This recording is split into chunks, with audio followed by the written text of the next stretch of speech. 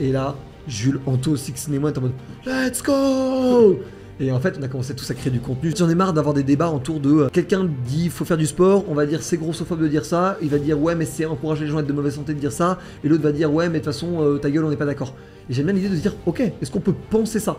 Est-ce qu'on peut penser le sport, la culture du sport, l'obésité, les maladies liées à l'obésité, les maladies qui font que t'es obèse, et juste ne pas rentrer dans un truc de t'es gros tu fais pas de sport, ou t'es musclé donc en fait t'en fais. Mais c'est ouf. Aucun putain de média n'a fait ça. En tout cas, je l'ai pas trouvé. Aucun putain de média n'a fait ça. Enfin, c'est...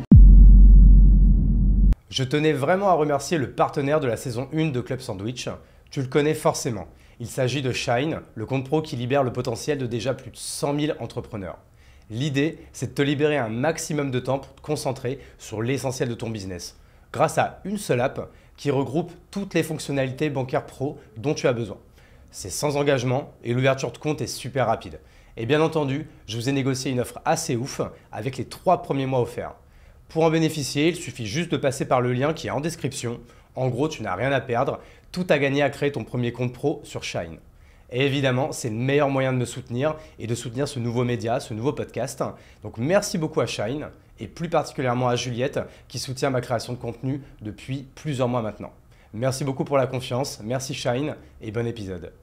Eh bien, épisode avec Valorant, c'est parti.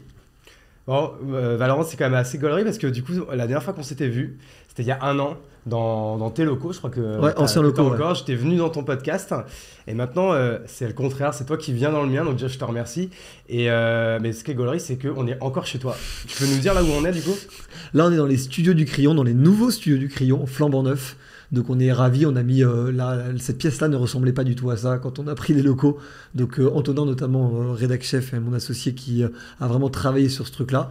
Et on est trop content parce qu'en gros ici là c'est les locaux du média et on a d'autres locaux à 5 minutes à pied. On ira peut-être se prendre un café après là-dedans, qui sont en fait les locaux des agences. Et okay. Donc en gros il y a locaux médias, locaux agences. On aurait pu essayer de trouver un truc où on aurait tout mélangé, mais je trouvais ça intéressant un peu de siloter en fait les deux parties de la boîte parce qu'en fait la boîte se fout un peu en 2 parties et je trouvais ça assez intéressant d'avoir vraiment un focus agence et un focus média, y compris d'un point de vue personne. Et pourquoi 5 minutes à pied? Pour que les équipes et des agences et des médias puissent bouffer ensemble, prendre des verres ensemble, faire des réunions quand il y a des croisements entre les deux beaucoup plus facilement quoi. Ouais, et puis je suppose même avec les agences, ils utilisent le studio et vice-versa, etc. Exactement. Je pense que du coup, ce qui peut être pas mal, s'il y a des gens qui ne connaissent pas encore Valorant ou le Crayon, etc. Il y en a beaucoup, que tu puisses peut-être te représenter rapidement. Bien et je pense sûr. qu'après, on va très vite arriver du coup sur la partie Le Crayon, donc du coup qui est de base un média. C'est pour ça en plus que ça m'intéressait grave, outre le fait qu'on soit potes, que tu puisses venir ici et nous parler en fait de ce business des médias, etc. C'est ça qui est un peu méconnu et où vous n'êtes pas 36 en plus à être dans ce game-là, donc ouais, c'est cool qu'on puisse en parler, quoi. Et en plus, on est assez peu à communiquer d'un point de vue entrepreneurial dessus. Et je trouve ça important de le dire parce que c'est généralement les entrepreneurs qui, par défaut, ont la plus grande visibilité parce qu'en fait, c'est littéralement leur métier. Et d'un autre côté, ils parlent très peu de business, mais je trouve ça dommage parce que c'est intéressant de le vulgariser. Bon, moi, je m'appelle Valorant, du coup, Valorant Mouleberto. Je suis le fondateur du Crayon avec 3 autres merveilleux associés, Sixteen, qui est ma petite sœur, Antonin et Jules. Et en fait, l'idée on a derrière, c'est vraiment de réussir à créer un groupe média qui reconnecte notre génération aux médias, notamment du point de vue de la confiance de ce que publient les médias. Avant le Crayon, moi j'étais entrepreneur, j'avais monté 2 autres boîtes, dont une que j'avais revendue. C'est pas des sommes de start-up, mais j'étais assez jeune, donc ça m'avait mis bien. Et donc je suis pas un journaliste, et j'ai pas ni la prétention ni l'aspiration d'être journaliste. Je suis vraiment entrepreneur, et comme ce que fait un entrepreneur, je crois, c'est de résoudre des problèmes. Et nous, le problème auquel on s'est vraiment attaqué, c'est la crise de confiance entre les Français et la population et les médias. C'est pas spécifiquement français, mais étant français, c'est l'angle et le pays dans lequel on est. Et on a commencé du coup, et c'était la première brique, par lancer un média de débat, qui est aujourd'hui le premier média de débat de notre génération, qui s'appelle Le Crayon. Et qui d'ailleurs, on tourne nos émissions dans ce même studio. Parfois, on rajoute des logos, on modifie tout le setup pour nos émissions. Et en fait, toute l'idée qu'il y avait derrière ça, c'était de se dire comment on réussit à créer un média, une entreprise média qui est, en plus d'être rentable, ambitieuse. Parce qu'en fait, il y a une matrice, et je pense que c'est vraiment important que les gens comprennent ça, c'est que les gens qui vont dans les médias pas dans le sens qui y parlent, mais qui créent des médias, ouais, c'est toujours des créatifs. c'est jamais des entrepreneurs ou des businessmen à la base. Et d'ailleurs, moi, je suis plutôt côté créatif dans ma personnalité la plus profonde.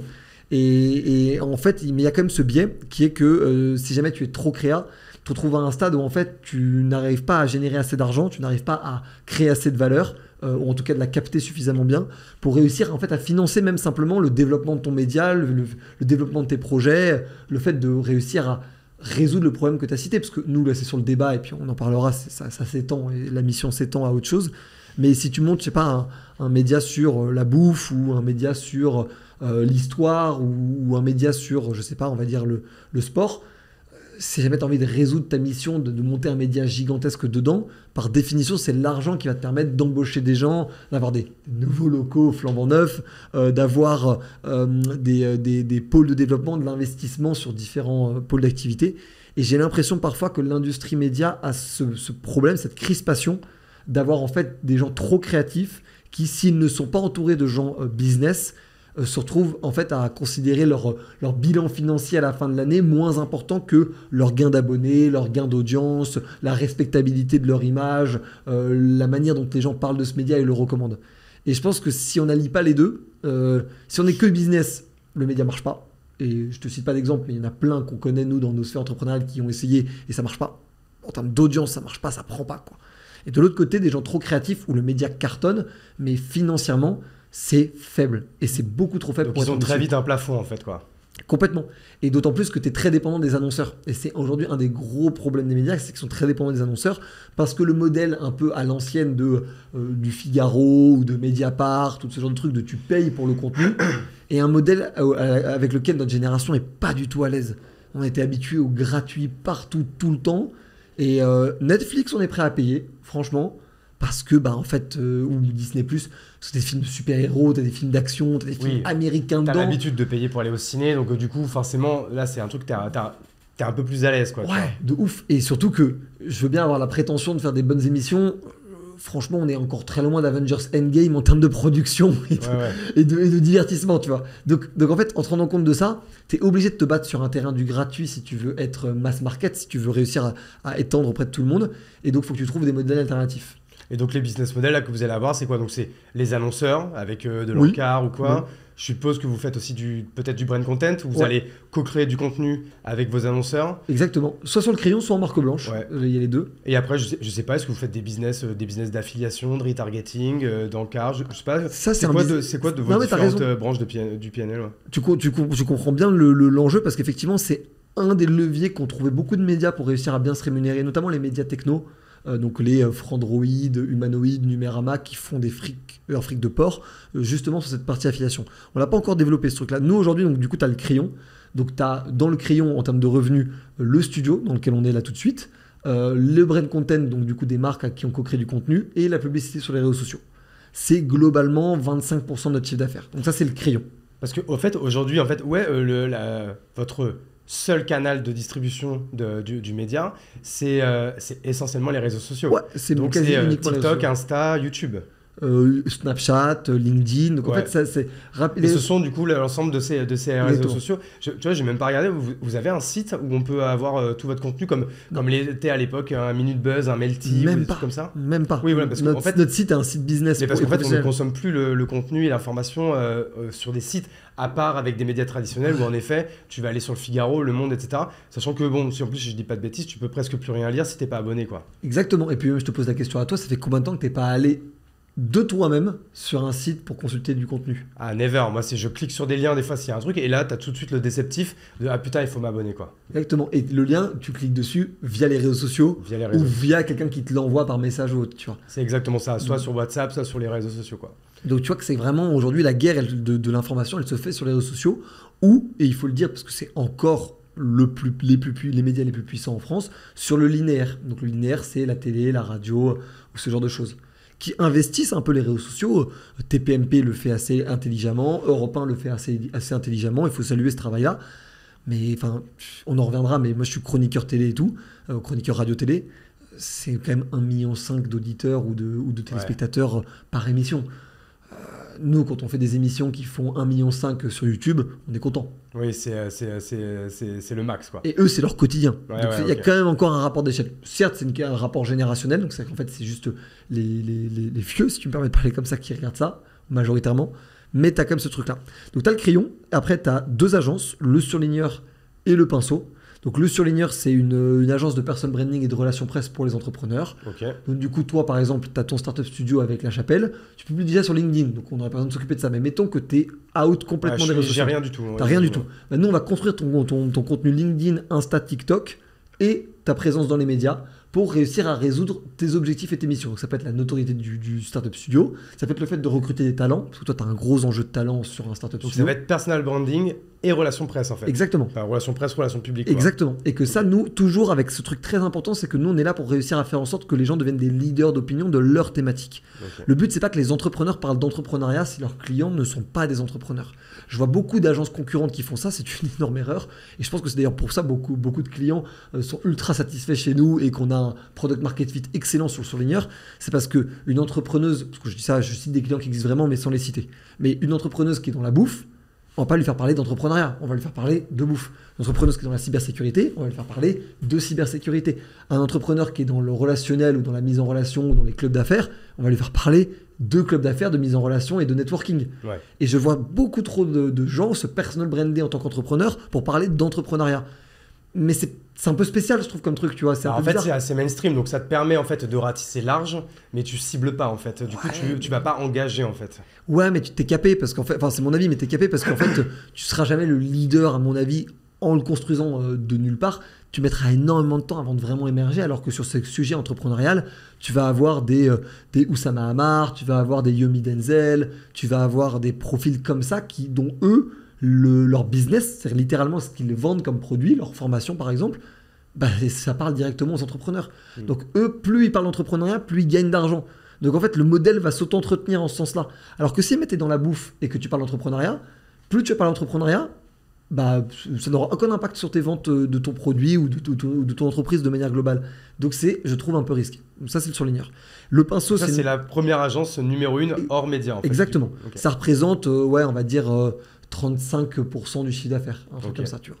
Et on a Le Pinceau, qui est du coup une agence d'intelligence économique et d'influence pour les grandes entreprises.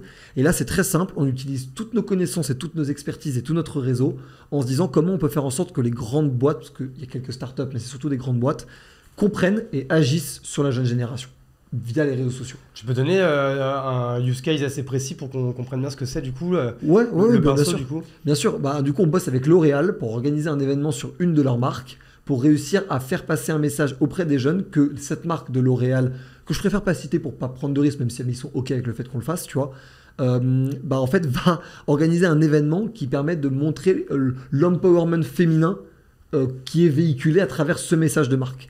Et du coup, ils vont payer, et c'est tout un événement avec des conférences, du contenu et un peu une forme de mentoring de leaders féminines, entrepreneuriat, influence et médias, qui vont du coup parler à des jeunes femmes dans la réalité de l'événement, mais y compris de manière produite et diffusée, pour montrer que cette marque, une marque de parfum, bah, ce parfum, c'est un parfum d'empowerment féminin, de leadership féminin, tu vois. Ok. Donc, du coup, tu alignes le message de marque avec la réalité de ce qui est produit en influence. Et du coup, nous, on a appelé ça Influence for Real Life, mais c'est vraiment un terme bullshit qu'on utilise, nous, en interne, pour dire qu'en gros, nous, ce qu'on fait, c'est de l'influence, mais authentique dans le sens de réel, quoi. C'est là, c'est palpable. Ouais. C'est pas un contenu fait sur un Reels, un Instagram fait auprès d'un influenceur business qui est à Dubaï, qui va parler à des gens qui n'ont même pas de business eux-mêmes. Ouais. C'est vraiment un truc en mode genre, c'est concret. Il y a un événement physique, les gens sont là, ils sont en personne, et après tu propulses ça sur les réseaux sociaux, évidemment. Ok, donc du coup là on a un peu la carte d'identité actuelle donc du coup Exactement. du groupe. Et ça, c'est 40% Donc, du voilà. chiffre d'affaires. Donc, du groupe média, donc du coup avec le média, le crayon Et les deux agences, ouais. et les deux agences qui sont le pinceau et le surligneur. On aura je pense l'occasion d'en reparler après. Ça a combien de temps là vous avez monté le crayon il y a combien de temps environ? Le crayon en tant que média, Trois 3 ans. ans, un peu plus de 3 ans. Le crayon en tant qu'entreprise, donc en tant que même monter, juste déposer les statuts, 2 ans, 2 ans et demi. Ok, 2 ans, donc là 2 ans vous et allez clôturer du coup un deuxième bilan. là. Deuxième bilan, parce qu'on a fait le premier bilan de 18 mois, et on a monté du coup les traits de marque, parce que c'est pas des entités juridiques Oui, c'est distinctes, marque, c'est la même entité. Donc les traits de marque, le surligneur et le pinceau. Le surligneur, ça a presque 2 ans, 1 an et demi, 2 ans, et le pinceau, ça a 1 an et demi. Ok. Et en fait, on avait déjà des clients au nom du crayon sous ces traits de marque, et c'est juste qu'on a décidé de créer des business units en interne à part entière. Verticales, tu vois, comme tout le monde, ouais. Exactement. Parce qu'on avait déjà des demandes. En fait, tous les deux agences qu'on a créées, on avait déjà des demandes, on avait déjà fait des deals dessus. Et même pour la petite histoire, je pense que tu dois les connaître, mais Slick et Théolion ont été nos 2 premiers clients du surligneur. Ok. Slick sur les plus grosses soirées d'influence qu'ils organisent, qui étaient les For Unite, Donc qui était le premier contrat. Mais Ils le font encore, ça? Ils le font encore, mais ils en font beaucoup moins parce qu'ils préfèrent faire des événements d'ampleur qu'on les fait régulièrement. Et notre deuxième client, ça avait été Théolion. Ok. Donc en tant que personal branding, tout ce que tu veux. Ouais. Ok, intéressant. Bête d'entrepreneur, Parce que moi, pour la petite histoire, moi, je pense que je t'ai connu, ou alors je dirais que t'es sorti du bois avec, je crois, une appli que vous aviez fait avec des potes. Alors, je sais jamais, on dit Élise. Élise. On disait Élise. Et alors, attends, de mémoire, c'était une appli où tu répondais à beaucoup de questions. Et à la fin, ça te disait... pour qui voter? Tu vas voter Macron, Ouais. tu vas voter... c'est quoi, c'était pour la première présidentielle de Macron? Présidentielle 2022. Ah, donc C'est très c'était récent. hyper récent. C'est ok. hyper récent, ouais. C'est hyper récent. En gros, l'histoire, c'est que François et Grégoire, donc François, un développeur, et Grégoire, le président d'une association qui s'appelle Les Engagés, se sont dit il faut faire quelque chose pendant la présidentielle Pour que les jeunes votent. pour que les jeunes votent, qui est la mission de l'association de Grégoire, Les Engagés. Que les jeunes soient engagés politiquement. Et en fait, du coup, ils commencent à travailler un peu sur un brouillon de produits autour de ça. Et puis, au détour d'une conférence que le client va organiser, on va prendre un verre chez un pote après la conférence. Et là, je suis avec Grégoire, qui est un de mes amis. Et du coup, il me parle de ça et il me monte un peu les premiers brouillons. Et c'était légendaire comme truc. Tu vois, je le voyais tout de suite. Et donc, du coup, je lui dis, mec, c'est énorme, faut qu'on en parle. On se prend un café le lendemain matin. On se voit le lendemain matin avec des cernes comme ça et une haleine de gars qui viennent de se bourrer la gueule, tu vois. Ouais. Et on discute et tout. Et puis, je lui fais un peu tous mes feedbacks sur qu'est-ce qu'il faut faire pour que le truc soit viral. Tu vois. Oui, parce que c'est ça, parce qu'en fait, ce genre d'appli, ça a un peu toujours existé. Ça, je pense que même beaucoup de médias, tu pouvais aller sur le Figaro, Le Monde, tu répondais à quelques questions, etc. Alors, c'était plus ou moins poussé, c'était plus ou moins goodies, plus ou moins vraiment poussé. Et ça te disait... T'es de droite, t'es de gauche, extrême droite, Ouais, extrême gauche, exactement. centre, t'es indécis. Ou... Tu sais, il y avait même, je me rappelle. C'était un peu des jeux de Des médias. fois, tu en vois. fait, t'avais un peu, tu sais, l'échiquier un peu politique, là, avec les tronches des Fillon et compagnie et tout. Et toi, ça te mettait, en fait, où t'étais, quoi. Tu Ouais. vois, t'étais plutôt, tu sais... Comme un truc de température, comme voilà, un sur les thermomètre. Ouais. sujets sociaux, t'es gauche-droite. Sur les sujets économiques, t'es gauche-droite. Et ça te mettait où t'étais un petit peu sur l'échiquier. Et en fait, le plus près de qui tu étais, quoi. Tu vois, Complètement. Il y a un outil qui s'appelle Politiscale, que je recommande aux gens si jamais c'est des trucs qui les intéressent, parce que ça existe toujours. Et c'est assez réussi, avec une grille de lecture américaine, Politiscale, faut le dire. Et donc du coup, Élise, Grégoire me dit, mais mec, viens faire le projet avec nous, viens créer ce truc-là avec nous, viens nous aider à faire en sorte que ça soit un truc de malade. Donc je dis, ok, c'est énorme, on y va. Après, peut-être une ou 2 semaines après, Grégoire en parle avec Gaspard G, le youtubeur, qui est un de nos très bons amis aussi. Gaspard, comme moi, tombe amoureux du projet et tout, et on se dit, du coup, let's go, faisons ça à 4. Et donc, du coup, on s'est mis à 4, on a fait une grande réunion chez Gaspard de stratégie de croissance, de growth, de produits, enfin on a fait une espèce d'état des lieux et assemblée générale du truc. Et après, on s'est appuyé sur quelques bénévoles des engagés, le crayon, les ressources du crayon, les ressources de Gaspard, tu vois.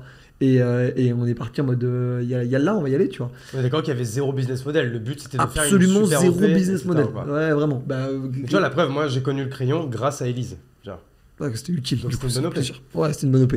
Mais on le voyait pas comme une OP. Franchement, hein, on le voyait vraiment comme Une mission. une mission et un kiff perso. Mm. Tu vois, un peu le côté apprenti sorcier, tu vois. Où tu sens que tu es en train de build une app qui a vraiment... Et moi, j'avais déjà une expérience là-dedans parce que la première version du crayon, c'était une application que j'avais développée moi-même en HTML et en no-code. C'était pas... ça cassait pas 3 pattes à un canard, mais j'étais assez content de moi.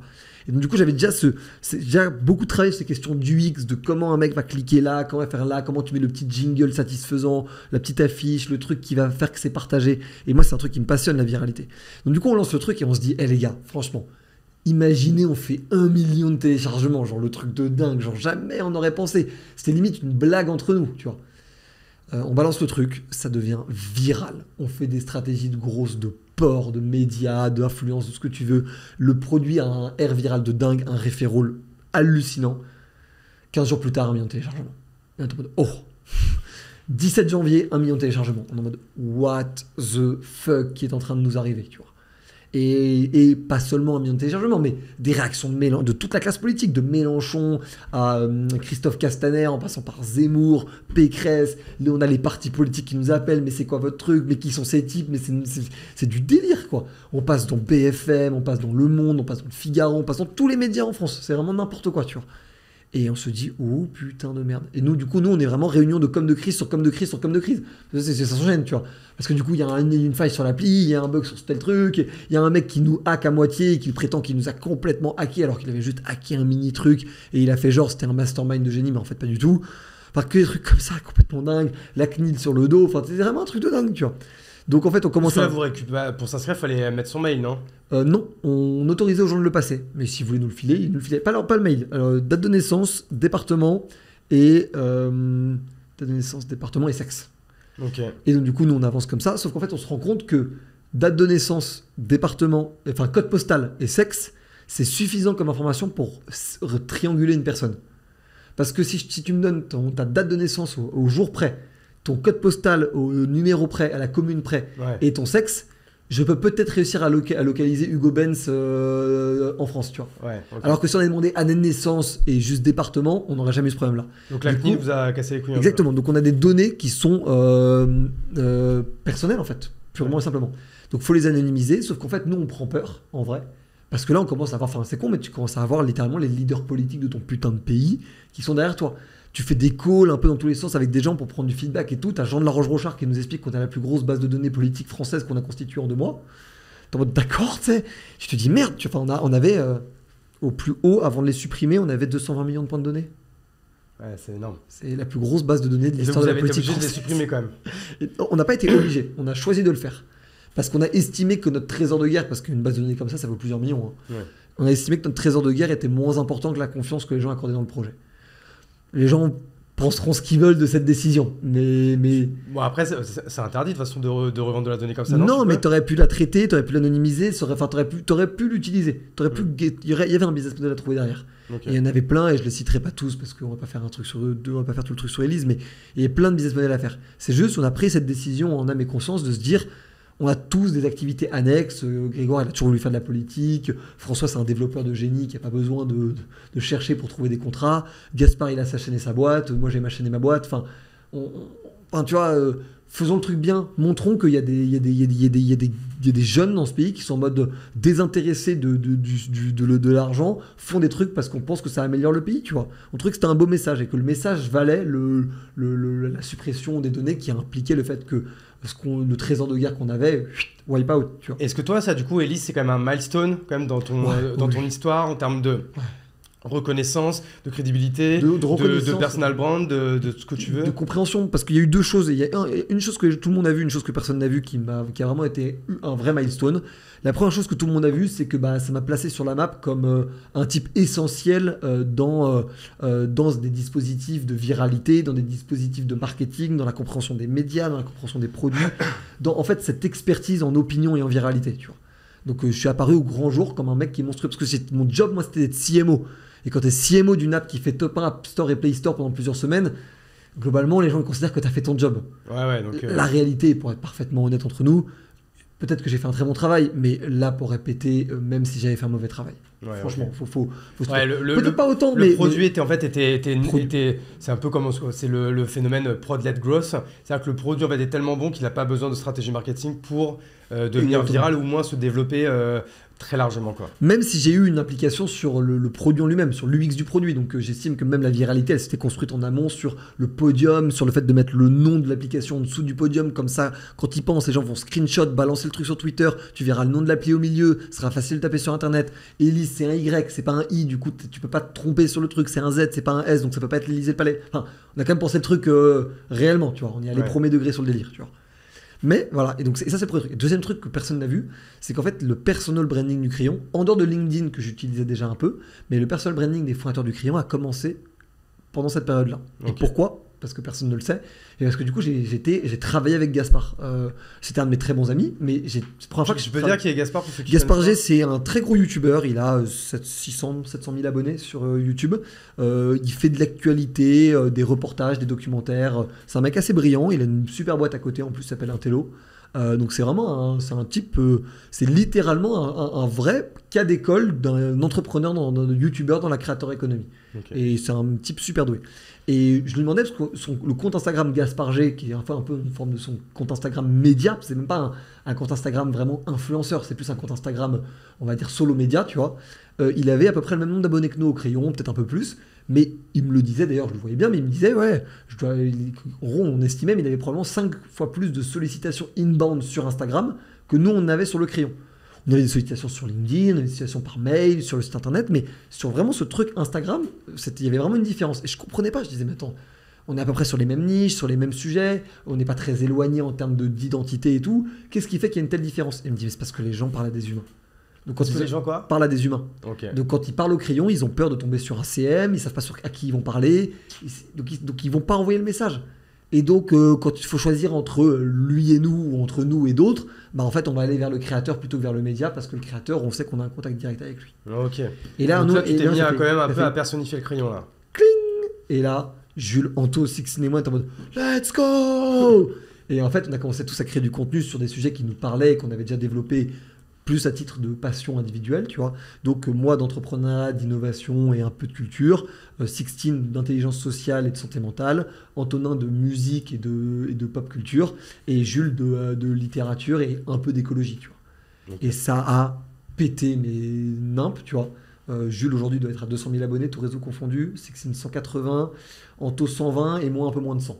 Ok, donc toi, t'es un peu le cancre de la bande, quoi. Exactement. Mais en même temps, je suis probablement celui qui a la communauté aussi le plus qualifié, parce que moi, les gens qui me suivent, c'est quand même dans les gens qui me suivent. Je dis pas que c'est pas le cas des autres, mais dans les gens qui me suivent, t'as des entrepreneurs qui font 20 millions d'ARR. Enfin, tu vois, c'est aussi ça mon audience, tu vois. Ouais. Là où l'audience de Jules, c'est une audience très lettrée, très CSP+, mais ça peut être une audience un peu arty et tout, tu vois. Ok. Donc t'as un peu de ça. Oui, parce qu'en plus, donc toi, du coup, et ça, c'était un vrai milestone pour nous ouais. en tant que boîte. Et ce qui l'a provoqué, c'est le fait de travailler avec Gaspard. Et moi, je serai toujours éternellement reconnaissant envers Gaspard de nous avoir poussé à le faire, de nous avoir été un déclic là-dessus, tu vois. En vrai. Ouais. Parce que lui, en fait, aujourd'hui, son business model, un mec comme Gaspard, en fait, c'est quoi? C'est donc il a son solo média. Exactement. Et pareil, c'est encore une fois, c'est les mêmes business models que vous. C'est brain content, c'est annonceur, c'est. Alors oui, ça oui. Mais alors en gros, il a 2 boîtes. Il a Enfant Terrible qui est en fait sa boîte de youtubeur. Donc là, brain content. Pub YouTube. Conférences, pub YouTube, donc tout ce qui est affilié à son image Gaspard G. Ouais. Et il a Intello, qui est une agence d'influence pour des talents, on va dire, qui font du smart content, on va dire. Tu vois. Ok. Ouais. Ok. Voilà, tu vas retrouver des gens dedans comme César Roussel de What's Up World ou Claire Pétro des Pépites Vertes, en gros. Ok, ouais, non mais très cool. Donc du coup, là... Elise Milestone, ouais, milestone de ouf, Elise. Donc là, voilà, vous montez le crayon. Deuxième milestone, Elise, là, qui vous fait passer, on va dire, un peu un cap. Oui, ensuite... mais ça m'a plus fait passer un cap à moi et à moi en tant que CEO qui diffuse vers la boîte que la boîte. Parce que les gens ont associé Elise au crayon un peu, mais Elise et le crayon... Moi, je l'avais surtout affilié à toi, en fait. Hein. Bah, ça fait plaisir, mais c'est surtout que c'est important de dire que genre, c'est quand même 2 entités qui étaient quand même très distinctes et que même si j'ai utilisé le levier des ressources du crayon pour accompagner Elise et tout ce qui va avec, le crayon, à part avoir reçu Elise, menait sa vie de son côté. Enfin, moi, je travaillais sur Elise dans mon temps libre, le soir, le week-end, de temps en temps un rendez-vous dans la journée quand il fallait, mais mon quotidien, même à ce moment-là, alors qu'on croulait sous les demandes, sous les calls, ce que tu veux, mon quotidien, ça restait le média de débat, le développement du surligneur et tout ce qui va avec, tu vois. Ok, trop cool. Moi, avant qu'on revienne du coup vraiment sur le crayon d'un point de vue, on va dire, business, donc on avait parlé des créations des agences. Ouais. Là, pareil, sans spoiler, il me semble que vous êtes en train de closer une levée de fonds. Ouais, même on peut en parler. Il y a des questions de M&A. Donc, de M&A, c'est le fait de racheter d'autres boîtes, donc d'autres médias dans votre cas. Moi, ce qui m'intéressait aussi, c'est de rentrer un peu dans le détail du crayon. Et ce qui va faire un peu votre différence et votre spécificité, je sais pas, est-ce qu'aujourd'hui... vous comparez à des Combini, à des Brut ou à des anciennement Minute Buzz, Melty, etc. En fait, où est-ce que vous vous placez un peu sur l'échiquier média? Et en fait, c'est quoi votre spécificité à vous aujourd'hui? C'est une très très bonne question. Même nous, on a encore du mal à savoir exactement où est-ce qu'on se fout. Parce qu'il y a une grosse différence entre nous et tout ce que tu viens de citer. C'est que tout ce que tu viens de citer sont des masses médias qui sont uniques en fait. C'est le Brut, c'est Brut. Il n'y a pas Brut plus d'autres médias. Là où nous, notre thèse, et c'est d'ailleurs pour ça qu'on a closé une levée de fonds d'1 million d'euros, d'un peu plus d'1 million d'euros, et le rachat du média Les Pépites de France, C'est parce que nous, on aspire vraiment à être un groupe média. Et donc là, en tant que groupe média, on va prendre peut-être 2 exemples, un plus ancien et un très récent, qui sont à mon avis les meilleurs exemples qu'on peut prendre sur ce qu'on fait. L'exemple le plus ancien, c'est Reworld Media, boîte inconnue, qui est pourtant en fait la holding propriétaire de Automoto, Fresh, Melty. Donc il a racheté Melty, Gueuleton, Science et Vie Junior. Okay. Qu'est-ce qu'il y a d'autre? C'est illimité. Doctissimo, Marmiton. Enfin, tu vois, et tout ça, c'est la même putain de boîte. C'est Reworld Media. Est-ce que donc du coup ça c'est une boîte un peu comme un Webedia en fait? Parce que Webedia c'est un peu ça. Webedia, on est d'accord, c'est un groupe média. Complètement, mais sauf que Webedia a une thèse créateur. Certes, ils ont Allociné, ils ont ces trucs-là. Jeuxvideo.com. Mais ils ont cette thèse créateur que nous on n'a pas et que je pense qu'on n'aura jamais. Donc c'est pour ça que je préfère parler de Reworld Media qui est la version, on va dire, presse média de Webedia, tu vois. Reworld Media, ça a été créé par Gauthier Normand et Pascal Chevalier, qui sont des brillants entrepreneurs dans les médias, qui n'ont pas très bonne réputation pour des questions de rapport houleux avec les journalistes des entreprises qu'ils ont rachetées. Mais la réalité, c'est que c'est juste deux mondes qui n'arrivent pas à se parler, quoi. Le monde des affaires et le monde du journalisme. Ouais. Donc je pense qu'il y a un peu d'incompréhension là-dessus, mais qui est une boîte très inspirante sur à quel point elle a réussi à dupliquer et à processiser un modèle de création de contenu et de valeur ajoutée intellectuelle ou culturelle qu'ils ont envers leur audience et d'avoir réussi à le faire passer à l'échelle en tant que groupe. Ça, c'est super impressionnant. Deuxième boîte beaucoup plus récente qui m'inspire, c'est DC Company de Geoffrey Larocca. Okay. Qui a racheté en l'espace de 1 an et demi, le mec perd pas de temps, le Gorafi, une partie de The Good Life, Les Éclaireuses et Combini.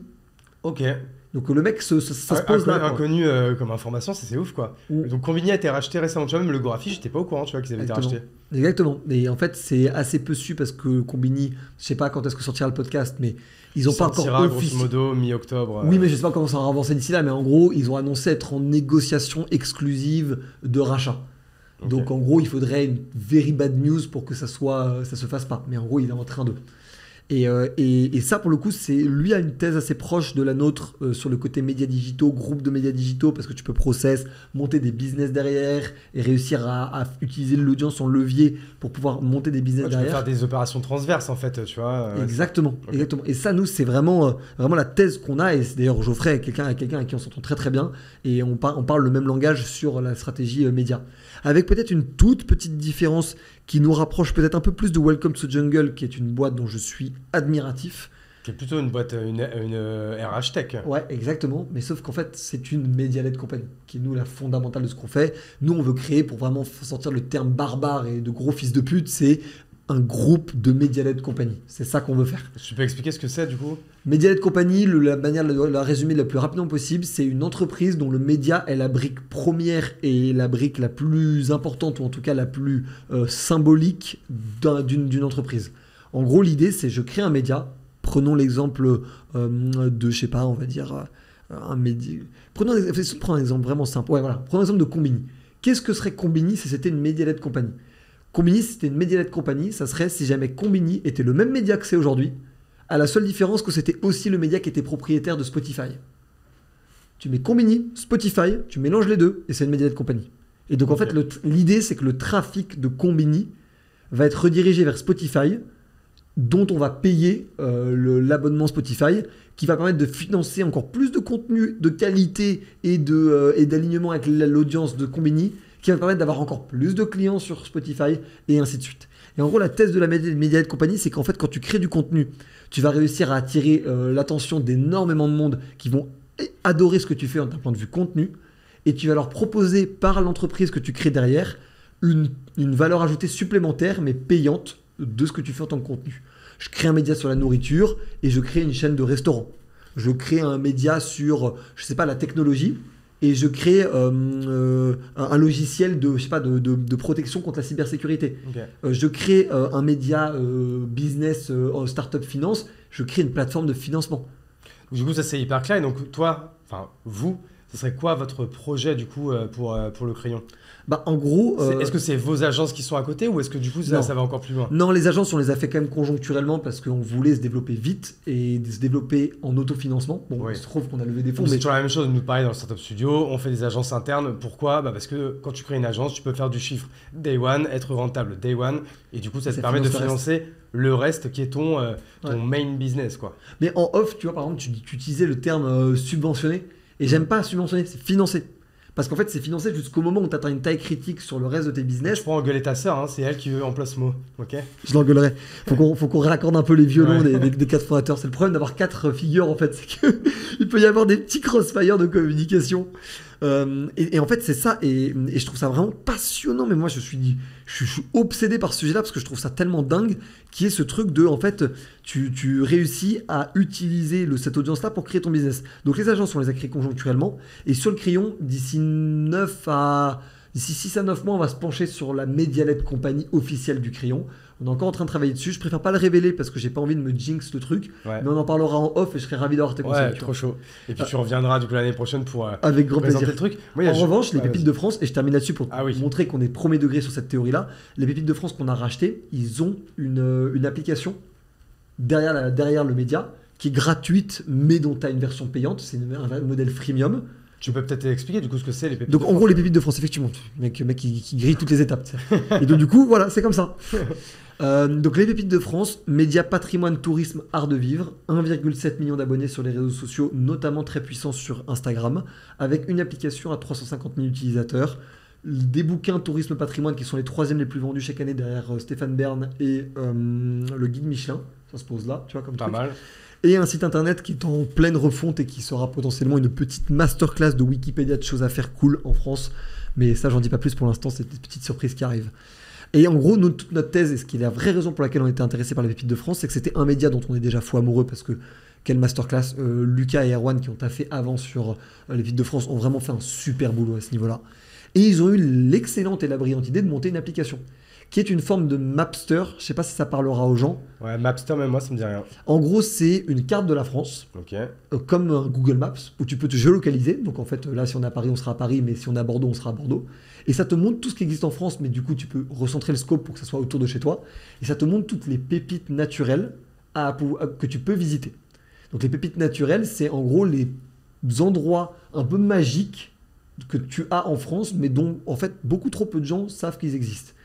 Et ça permet de montrer à quel point notre pays est magnifique. Sauf que nous, cette application, on va commencer à rajouter autre chose que des pépites naturelles, mais des pépites même non naturelles. C'est des endroits en fait où j'ai envie que quand tu vas sur les pépites de France, tu puisses répondre à la question: qu'est-ce que je peux faire de mon week-end, de ma soirée ou de mes vacances près de chez moi, ou en tout cas dans mon pays, qui est trop cool à faire, où je vais avoir une bête d'expérience, qui est valorisant pour le patrimoine ou le territoire français, et qui en plus de ça a une forme de charte, un peu le côté éco-responsable made in France, le côté très slip français en fait dans l'ADN, tu vois.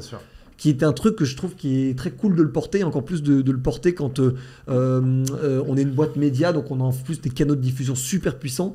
Réussir à se dire, on va emmener des gens faire des parcs d'attractions, des hôtels, des activités, des musées ou du patrimoine, et ça c'est le truc de base, des endroits juste magnifiques, et réussir à les pousser à faire ça en France, près de chez eux, et de montrer à quel point en fait ils pensent qu'ils vivent dans une ville. Ouais, je vis dans une ville qui est pas très grande, qui est pas ouf. Ouais, mais en fait non mec, parce qu'à 1 heure de route t'as un endroit magnifique, à 2 heures de route t'as un parc à thème de dingue, à 30 minutes de route t'as un hôtel magnifique avec des trucs à faire, à 15 minutes de route t'as une espèce de je sais pas, on va dire comment ça s'appelle, d'escape game complètement innovant et tout. Valoriser un peu ce truc là, je trouve ça vraiment vachement cool. Donc ça en fait t'as tout ça dans la partie freemium, mais en fait qu'est-ce que tu as dans la partie payante du coup? Bah du coup t'as ça, mais t'en as plus en gros.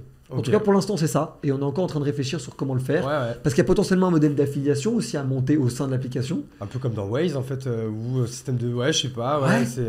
Et qu'en fait, on est en train de regarder si jamais... Je pense que le modèle payant, on le fera de manière inévitable. Parce que j'ai envie de garder cette barrière à l'entrée de... Il y a des trucs qui sont un peu exclusifs et il faut mettre la main au portefeuille pour les avoir. J'aime cette idée-là. Ça engage aussi les gens qui sont dessus en mode... J'aime le produit, j'aime la marque, j'aime le média. Je soutiens en payant. Je soutiens en payant et la valeur que j'y trouve est réelle. Donc j'aime beaucoup cette idée-là. En revanche, je pense qu'il y a une manière aussi de gagner de l'argent sur la version gratuite. Et on va se pencher là-dessus. Ok, donc trop cool. Donc ça, en fait, c'est un peu pour tout l'écosystème du coup du crayon. Exactement. Et moi, pour rentrer encore plus dans le détail, et même pour te donner moi un petit peu ma vision. Ouais, vas-y. Moi, quand on me parle du crayon, quand je parle du crayon, etc., moi, l'image que j'ai de vous, c'est que vous êtes un média politique pour les jeunes. Est-ce que je me gourre complètement quand je dis ça, ou est-ce que en fait j'ai des œillères et j'ai vu qu'une partie en fait de débat. En fait, je préfère de débat parce qu'en fait, quand tu dis politique, tu ne dis pas que on ne permet à aucun point de vue de s'exprimer sans être contredit ou challengé. Donc ça, c'est la première chose. Quand tu dis médias politiques, tu pourrais dire des médias qui sont très militants. Et donc ça, moi, ça me gênerait un peu. Oui, alors ok, donc quand je dis politique, en effet, je te reproche pas de le dire, je suis trop content que tu me dises ça. Sans qu'il y ait de point de vue ou quoi. Et d'ailleurs, c'est même des fois, en fait, ce qui peut presque choquer, parce que c'est ça que du coup, vous pouvez très bien avoir en fait un débat entre un mec d'extrême gauche et un mec d'extrême droite, et franchement, se balancer des saloperies, tu te dis, voilà... C'est ouf, mais moi par exemple, je suis très content tu peux aussi avoir un prêtre et une actrice porno qui sont... Exactement, mais je suis très content que justement tu me dises médias politiques pour les jeunes, parce que beaucoup de gens je pense ont cette vision-là qui était un peu la thèse de départ, c'est pour ça que c'est normal de l'avoir. Mais je suis content que tu puisses le dire parce qu'il y a quand même vraiment deux spécificités. Donc la première, c'est ce que je disais, c'est on n'est pas un média politique selon moi dans le sens où on fait parler tous les points de vue. Et donc, du coup, on n'est pas un média politique comme on pourrait l'entendre avec des médias qui ont un biais de droite ou de gauche dans leur ligne éditoriale. Nous, on n'en a pas. En tout cas, on essaie d'en avoir le moins possible. Et la deuxième chose, c'est j'aime pas donc on est un média de débat, pas de politique. Ouais. Et le deuxième truc, c'est le côté politique empêche le côté sociétal. Est-ce que le sexe, c'est politique? Est-ce que la drogue, c'est politique? Est-ce que l'argent, c'est politique? Si oui, dans ce cas-là, tout est politique, et dans ce cas-là, n'importe quoi. Oui, donc en fait, vous êtes plus un média de débat. Et je préfère dire aussi un média de débat et avoir un côté sociétal qui inclut le politique, mais qui inclut aussi beaucoup d'autres choses, l'éducation aussi, qu'on va avoir de nos enfants. Et toutes ces choses-là, je trouve que c'est vachement intéressant d'en discuter comme le ferait un média politique, mais de manière en fait beaucoup plus chill, parce que c'est des sujets beaucoup moins violents. L'immigration, c'est très violent comme sujet. La transidentité ou l'identité de genre ou l'homosexualité, c'est très violent comme sujet. Que tu sois pour ou contre, ou que tu t'énerves ou pas dessus, hein, c'est très violent comme sujet. Que je prends d'autres comme exemple, le fait de considérer quelqu'un comme extrême droite ou facho, ou comme communiste extrême gauche, c'est très violent comme sujet, en fait, tu vois. Et ça, c'est important de les traiter. C'est trop important pour ne pas les traiter. Mais j'aime bien me dire que dans le même média, on va aussi traiter l'avis de Rémi Gaillard sur les youtubeurs, l'avis de Thibaut InShape sur l'obésité, sur le sport et la culture du sport dans le pays, l'avis d'une actrice porno et d'un prêtre sur la sexualité et l'amour et la fidélité dans un couple. Ça m'inspire. C'est ça, donc vous avez des émissions de débat, mais en effet, vous pouvez aussi avoir une branche un peu reportage, en fait, aussi. Ouais. Reportage, interview, sujet. On en a même fait en brain content avec le ministère de la Justice, par exemple. On l'a fait aussi en brain content avec les rencontres économiques d'Aix, tu vois, qui est un forum un peu le Davos français, tu vois. Ouais. Le World Economic Forum, mais le Friends Economic Forum, en fait, c'est ça. Ouais. Le Friends Economic Forum, les rencontres économiques d'Aix. On l'a fait avec pas mal d'autres événements, trucs comme ça. Donc on se permet de le faire, parfois rémunéré, parfois pas. Toujours précisé, évidemment, les amis. On fait attention aux lois d'influenceurs. Et en fait, on a ce truc-là, mais surtout avec vraiment cette idée, et c'est vraiment ce qui sous-tend tout ce qu'on fait, c'est mettre de l'intelligence et de l'idée et on va dire de la conceptualisation derrière absolument tout ce qui nous arrive pour réussir à raisonner. Parce qu'en fait... J'en ai marre d'avoir des débats autour de quelqu'un dit il faut faire du sport, on va dire c'est grossophobe de dire ça, il va dire ouais mais c'est encourager les gens à être de mauvaise santé de dire ça, et l'autre va dire ouais mais de toute façon ta gueule on n'est pas d'accord. Et j'aime bien l'idée de se dire ok, est-ce qu'on peut penser ça? Est-ce qu'on peut penser le sport, la culture du sport, l'obésité, les maladies liées à l'obésité, les maladies qui font que t'es obèse, et juste ne pas rentrer dans un truc de t'es gros tu fais pas de sport, ou en fait t'es musclé, donc en fait t'en fais, et d'avoir des jugements de valeur là-dessus, et essayer de rentrer dans le sujet, dans ses subtilités. Et en fait je pense qu'en faisant ça, on réussit selon moi à rendre le monde un peu plus compliqué, un peu plus nuancé, un peu plus subtil, et on arrive à le faire parfois sur des millions de vues, et réussir à rendre le monde un peu plus subtil avec des millions de vues, je trouve ça assez kiffant. Ouais. Après, comme tout média de débat, il y a des moments où il y a du clash, il y a des moments où c'est houleux, et des moments où ça buzz là-dessus, et les gens disent « Ah là là, le crayon voulait le clash. » Bon, si les gens veulent résumer ce qu'on fait à ça, tant pis pour eux, quoi, tu vois. Ok. Et en fait, à chaque fois que vous faites des débats, il y en a toujours l'un d'entre vous quand même qui est là pour un peu animer ou modérer le débat, ou en fait vous mettez deux personnes là en face et vous les faites discuter sur un sujet. On est pile au milieu de ce que tu viens de dire. Il y a toujours l'un d'entre nous, tu vois, donc on est dans ce studio-là, mettons on met pas cette table-là, parce que comme je dis, on refait les setups complètement en fonction des clients qui sont dans le studio ou de nous dans le studio. Et du coup, on met une table, on met les gens face à face sur une chaise, comme une forme de duel ou de face à face. Ouais. Ils ont deux micros, et nous, on se met hors caméra, tu vois, donc là, exactement là où est Terence actuellement, tu vois. Et on pose des questions en mode genre pensez-vous que si, pensez-vous que ça, pensez-vous que si, pensez-vous que ça. Et ça, on le met de manière, enfin c'est ce qu'on essaie de faire en tout cas, de manière à ce que nous on soit le moins présent en intervenant. En revanche, on aiguille toujours le débat. Parce que je te prends juste un exemple d'un débat qui est sorti très récemment entre Sarah Salman et Sama Karaki sur mérite-t-on d'être riche? Est-ce que le fait d'être riche, c'est grâce à notre mérite ou est-ce que c'est d'autres raisons? Et on sentait bien qu'il y avait besoin d'intervenir un peu plus pour vraiment les faire parler le même langage, tu vois. Pour être certain que le débat ait lieu. Si je te prends l'exemple du foot, je suis un gros fan de foot, mais tu as des matchs où les deux équipes jouent pas. Les deux défendent, ça se passe un peu la balle, mais ça joue pas. Et parce que ça parle pas le même football. Alors que parfois, tu peux voir des matchs entre deux équipes qui jouent beaucoup. Et là, c'est un festival de buts. Tu as des 3-3, des 4-4. Et c'est incroyable le match que tu vois. Et nous, on a envie d'avoir des 4-4. Okay. Notre idéal au crayon, surtout que du coup, ça ferait que aucun des deux intervenants ne gagnerait vraiment, c'est d'avoir des 4-4. Tu vois, pas des 0-0. Ok, non, je comprends. Et pas des 1-0 poussifs, tu vois, but à la dernière minute et tout, tu vois. Et là, si on pouvait pareil, rentrer encore un peu plus dans le détail, Bien etc. sûr, oui, Est-ce qu'il y a, je sais pas, toi, un ou deux débats qui t'ont vraiment marqué alors, peut-être un qui t'a marqué et celui dont tu es le plus fier. Alors, un qui m'a marqué profondément, c'est le débat entre Georges Jordi et Louis Boyard, qui est pourtant un débat qui est très controversé. Tu peux rappeler qui sont Louis Boyard, je crois que c'est un député de la France Insoumise. Hein, Louis Boyard, député de la France Insoumise, plus jeune député de l'histoire de France, si je dis pas de bêtises. Ça se pose là quand même. Et qui était chroniqueur chez Hanouna. Exactement, et qui n'était pas député quand on l'a reçu. Okay. Donc je sais pas si on y a contribué, mais bon, voilà, tu vois. Le crayon faiseur de député, je ne sais pas, je suis pas sûr. Peut-être Hanouna un peu plus que nous. Et Georges Jordi, ancien journaliste de Valeurs Actuelles et maintenant journaliste et youtubeur indépendant. Ok, oui, donc tu as mis donc deux extrêmes exactement, en face de l'autre. Parce que Valeurs Actuelles et les filles, c'est pas potes, quoi, tu vois. Ouais. Et en gros, le débat, c'était faut-il débattre avec l'extrême droite? C'était ça la question du débat. Parce qu'on entend énormément de gens dire il ne faut pas débattre avec l'extrême droite. Il y a cette grande rhétorique d'extrême gauche qui est de dire on va pas débattre avec l'extrême droite parce que c'est comme jouer aux échecs avec un pigeon. Il joue pas avec les mêmes règles que toi, il bouscule les pions et il chie sur la table, tu vois. Ouais. Et je trouvais que c'était assez joli comme métaphore, mais pas très vrai, ou en tout cas pas très un peu facile, quoi, tu vois. Et donc du coup on a fait ce débat-là, débat monstrueusement intéressant. Et pourquoi ce débat-là m'a marqué? Pour deux raisons. La première, c'est que c'était deux jeunes de moins de 25 ans qui font des dizaines de millions de vues sur YouTube en comptant tout réseau confondu sur une émission. Et j'étais en mode, ok, rendez-vous compte quand même de la puissance de notre génération. Sur un débat aussi crucial que celui-là en France, surtout avec un RN qui prenait parti de France, incroyable de faire autant de vues alors qu'il n'y a que deux personnes de moins de 25 ans. Je trouvais ça ouf. Donc ce côté un peu jeunisme. La deuxième chose, c'est que les deux sont enfin arrivés au point de désaccords fondamentaux. C'est parfois des désaccords où on fait genre c'est pas ça le désaccord. Oui, mais on peut pas faire ça parce que ça serait pas possible. Ouais, mais en fait, tu dis ça, mais c'est pas ça la vraie raison. C'est pas un mec qui dirait on n'a pas les oui, mais on peut pas accueillir les migrants parce qu'en fait on n'a pas les ressources pour les aider. Et là t'es en mode d'accord, mettons qu'on ait les ressources. Tu le fais toujours. Et en fait t'as beaucoup qui seraient quand même dans le non. Et j'aimerais que... C'est là qu'en fait, ce que tu dis, c'est qu'en fait, au bout d'un moment, ils sont dans des postures idéologiques et ils sont plus dans des postures de débat et de raison, quoi. Et je vais être un peu hard dans ça, mais ils parlent pas avec leur cœur, avec leur trip. Ils disent pas ce qu'ils pensent vraiment.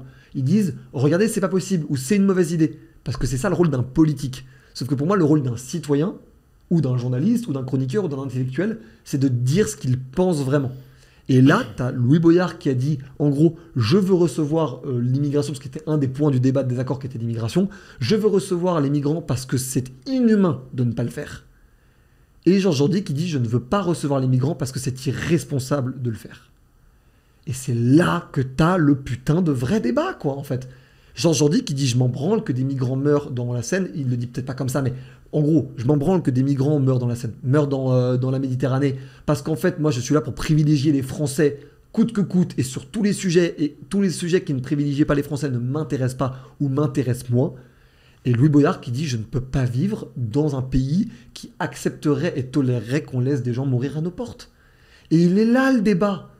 Il n'est pas sur les capacités d'accueil, ça c'est un débat de politique, de députés, de ministres, d'élus locaux. C'est pas un débat c'est pas un débat de fond. Le débat de fond, c'est celui-là. Qu'est-ce qu'on pense dans ce clivage-là? Est-ce que toi, tu penses, et je te demande pas de répondre parce que putain, tu vas pas te mettre dans la merde avec ce genre de réponse, mais qu'est-ce que toi, tu penses? Est-ce qu'on doit être grandeur d'âme, recevoir n'importe qui est à nos portes et va mourir si on ne l'ouvre pas? Ou est-ce qu'on doit se dire, on privilégie notre pays dans un monde qui est dangereux, que dans un monde qui est en guerre et dans un monde où en fait nos potes, c'est les Français d'abord et avant tout? Et on est un gros fils de pute.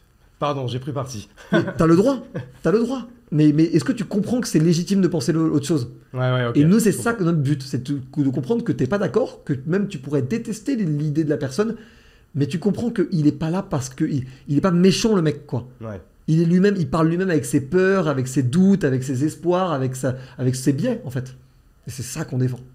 Ok, donc ça c'était celui qui t'avait le Le plus marqué. plus marqué Plus marqué. et celui dont t'es le plus fier. Alors c'est peut-être un peu pareil, Si, mais non, c'est pas du tout pareil. C'est Ouais. pour ça que je suis trop content. Ouais. Très bonne question. T'es un très bon intervieweur, Hugo. j'essaye, hein. T'es un très bon intervieweur. On va te prendre au crayon. Ouais, vas-y, je suis chaud, hein. Et le plus beau, c'est prêtre, imam, rabbin. Ok. On a réuni les 3 représentants. Je pense que c'est les plus connus d'ailleurs. On a pris les 3, chacun le plus connu de leur religion, et on les a mis à table en disant, en gros, pourquoi les religions ça s'embrouille, comment on fait en sorte que ça s'embrouille pas, et quelles sont vos visions des religions des uns et des autres. C'est juste lunaire. Et tu veux un truc, tu tapes prêtre, rabbin, imam sur YouTube. La première vidéo, c'est nous. Personne Et la n'a deuxième, fait c'est ça. une blague avec un rabbin, un prêtre et un imam. C'est un sketch la deuxième. Ouais. Mais c'est ouf, aucun putain de média n'a fait ça. En tout cas, je l'ai pas trouvé. Aucun putain de média n'a fait ça. Enfin, Moi, je crois que je l'ai vu qu'une seule fois. Ça, c'était sur Canal, genre juste après les attentats de Charlie Hebdo. Je crois que c'est Ardisson dans Salut les Terriens qui avait fait ça, en fait, qui en avait pris un de chaque Putain, religion, bah, je l'ai quoi. pas trouvé. Ouais. J'irai chercher. Je Mais l'avais pas trouvé. maintenant que tu me le dis, il y avait peut-être seulement un imam et un. Justement, tu sais, je crois, Et un prêtre. le grand imam de France et, Ouais. et un, Qui est et un- celui et qu'on a peut-être- eu. et un évêque de Paris, tu vois. Et peut-être qu'il n'y avait pas il y avait rabbin. pas le grand rabbin de France, peut-être. Faudra que je regarde, mais je crois que même, pour te dire, si tu veux chercher, je crois même qu'il y avait Norman, le youtubeur, qui était là aussi ce jour-là dans l'émission. Parce que pourquoi pas. Ouais, c'est ça. Et What the fuck. mais je sais plus s'il y avait les 3 religions ou s'il y en avait que 2. Donc ok, donc ça super débat. Et on serait potentiellement, donc à vérifier, mais potentiellement le premier média à avoir fait ça en France. Et ça me paraît tellement absurde qu'il n'y ait pas, je sais pas, genre 10 personnes par an qui essayent de faire ce genre de débat, Ouais. vu en plus les problèmes de religion que tu as aujourd'hui en France, que je suis trop fier que ça se soit passé, que l'émission soit ultra bienveillante les uns avec les autres. En même temps, ils sont pas d'accord sur certains trucs, et ils terminent par faire une prière chacun de leur religion pour la République française. Et là, j'étais en mode, mais qu'est-ce que putain de fuck, mec, mais what, gros, mais what. Mais là, c'est le genre de moment, il y a eu quelques moments comme ça au crayon, où je bascule et je me dis, mais ma vie est en train de devenir n'importe quoi. J'ai littéralement foutu les représentants de grande religion, ils sont chez moi, littéralement, et ils sont en train de discuter sur ma caméra et qu'on va montrer aux gens, avec un message de réunion, comme ce que veut le crayon, et je te dis, mais putain. Là, tu as le sentiment d'alignement personnel entre la mission, les vues, la qualité de l'émission, même l'image que ça renvoie, l'alignement total et absolu de toutes les planètes de ce qu'on a voulu construire. Et t'es en mode genre, là je suis fier, là je suis vraiment fier. Ok, donc, et bah tu vois, du coup, je vais même t'en rajouter peut-être une 3e. Du coup, et ça serait quoi le débat le plus what the fuck que vous avez créé et que vous avez mis en caméra? Ah, c'est une bonne question. Parce qu'on a fait quand même pas mal de trucs assez what the fuck. C'est trop facile parce que j'ai pas cherché dans nos vidéos un peu moins grand public, mais après actrice porno. Après, c'est vraiment what the Avec fuck. Lisa Del Sierra, c'est ça? Avec Lisa Del Sierra et Qu'on embrasse. Qu'on embrasse, Lisa, si tu nous écoutes. Et d'ailleurs, ça s'est tellement bien passé que elle a reçu Frère Paul Adrien dans son podcast. Parce qu'elle a un podcast, elle? Ouais, elle a un podcast. Qui parle de sexualité. Et elle a tellement kiffé l'échange Parce avec que Frère c'était Paul quoi le Adrien. débat, du coup, en fait? C'était Le en thème gros, du débat? c'était sexualité, pornographie et fidélité. Ok. Et Vu par un Ouais. prêtre et une actrice porno, quoi. ouais, ok. Mais en fait, je suis sûr qu'ils étaient d'accord, en fait. Pas Non. surtout? Non, pas du tout, parce que le prêtre, lui, il pense qu'il faut pas de sexe avant le mariage, par exemple. Oui, ok. Donc ça, Lisa Del Sierra, globalement, elle était pas trop pour. C'est plus une posture, quoi, ça, après. Non, je crois qu'il est vraiment sincère, le mec, hein, Ouais, sur son ok. truc. Et sache-le, gros, il y a encore aujourd'hui en France, beaucoup, je sais pas, mais une part significative, un nombre significatif de gens qui n'ont pas de sexe avant le mariage. Ouais. Et ça, chez les musulmans, chez les juifs, et chez les cathos, hein. Oui. Donc ça, c'est marrant, parce que d'ailleurs, c'est transreligion, comme délire, tu vois. Bref. Ouais. Gros débat qu'on a envie de faire justement sur une femme ou un homme qui veut pas faire d'amour avant le mariage face à quelqu'un qui, au contraire, est en mode vie de débauché, tu vois. C'était dépucelé en CM2, quoi. Ok. J'étais en CM2, j'étais dans une situation dans laquelle t'es pas là, toi, tout de suite, tu vois. N'importe quoi. Et donc, près d'actrice porno, c'était vraiment what the fuck, ça s'est trop bien passé. Ils étaient comme vraiment pas d'accord sur plein de trucs, mais l'échange était tellement. Même eux-mêmes étaient tellement en train de péter un câble dans leur tête de ce qui était en train de leur arriver que je crois qu'une émission, c'était pas suffisant. Donc, Lisa, elle a réinvité Frère Paul Adrien Ah, mais tu vois, parce que même moi, la vidéo, j'avais vu des extraits, mais je l'ai pas regardé en entier, mais j'irai la regarder, puis j'irai écouter le podcast. Les stats sont affolantes, hein. On est sur un 40-50 millions de vues, tout réseau confondu, cette vidéo. De cette vidéo que vous avez fait? Ah ouais, 50 millions, c'est lourd. Ouais, c'est n'importe. Mais on a eu, je pense, une dizaine, une quinzaine d'émissions qui ont tapé plus de 30-40 millions de vues, tout réseau confondu. Après, là, tu mets dans le titre, tu mets prêtre et actrice porno, le débat. Bon, déjà, Ça fonctionne, à la base. Ça marche, ouais. Tu savais que ça allait fonctionner, c'était pas une erreur, quoi. Ah ouais, c'est vraiment le... C'est marrant d'ailleurs, parce que quand je pique le crayon, même face à des gens un peu sérieux, CAC 40, costard cravate et tout, je cite ce truc-là, tout le monde en mode... Faut que j'aille voir ça. Ah oui, c'était curieux. Ouais, il y a un truc, genre, c'est irrésistible, c'est ça le mot. C'est irrésistible. Ouais, non, je comprends. Et donc, du coup, maintenant qu'on a bien parlé du crayon, on a bien parlé donc, du coup, des agences que vous aviez à côté, il y a la levée de fonds, il y a le M&A, donc il y a le rachat, du coup, les pépites de France, hein, c'est ça? Exactement. Les pépites de France. Et maintenant, si on parle un petit peu de la vision et de ce qui va se passer sur... Je ne vais pas demander sur 5 ans, 10 ans, etc. Mais sur les 2-3 ans, donc tu as commencé un petit peu à en parler tout à l'heure avec ce concept de, comment tu disais, Media-led Company. De Media-led Company. LED, LED? Ouais, exactement. Ok, de Media-led Company. MLC. Qu'est-ce qui va se passer là chez le crayon, là, au moins là en 2024 par exemple? C'est quoi vraiment tes gros OKR, les gros objectifs, les gros milestones à atteindre? 4 milestones. Premier milestone, rendre chaque business unit sur donc les 4 qu'on a cités, que chaque business unit soit processisé sur le chemin de la croissance. C'est qu'en fait, que chaque business unit puisse encaisser une énorme croissance. Parce que je ne sais pas qui regardera le podcast, mais ceux qui sont entrepreneurs depuis plusieurs années le savent, qu'en fait, il y a le fait de réussir à générer de la croissance et il y a le fait de réussir à encaisser la croissance que tu génères. Et c'est 2 sujets différents. Et donc, du coup, nous, générer de la croissance, tous les voyants sont au vert, ils sont même vert fluo tellement c'est un délire. En revanche, réussir à bien gérer cette croissance, à réussir à bien processiser cette croissance, c'est un challenge en soi. Et c'est encore plus un challenge quand tu as 4 business units distinctes. Donc ça, c'est le premier sujet. Faire en sorte que chaque business unit... La levée de fonds va vous aider en partie pour ça. Complètement. Et c'est pour ça qu'on a été aussi enclin à la faire et qu'on n'a même pas réfléchi à essayer de trouver d'autres moyens. Pour d'autres raisons aussi, mais on en parlera après si tu veux. Donc ça, c'est le premier truc. Faire en sorte que... et notamment une grosse attention au fait de se dire il faut que chacune de ces business units puisse, ça ne veut pas dire qu'on y arrivera, mais puisse faire 1 million d'euros de chiffre d'affaires chacune en 2024. Ok, donc très ambitieux pour l'année prochaine, quoi. Le crayon, c'est assez ambitieux de réussir. Le crayon en tant que la partie média. La partie média. Le surligneur, c'est tout à fait jouable. Le pinceau, c'est tout à fait jouable. Et les pépites de France, avec les JO 2024 et la scalabilité de l'app, jouable aussi. Moins de certitude, mais jouable aussi. Mais donc voilà, essayer de se dire on fait au moins 3 millions de chiffre d'affaires en 2024, ça serait vraiment lourd comme milestone. Mais du coup, business unit très, très processé pour réussir à bien gérer la croissance. Deuxième truc, c'est simplifier le marketing de nos business units.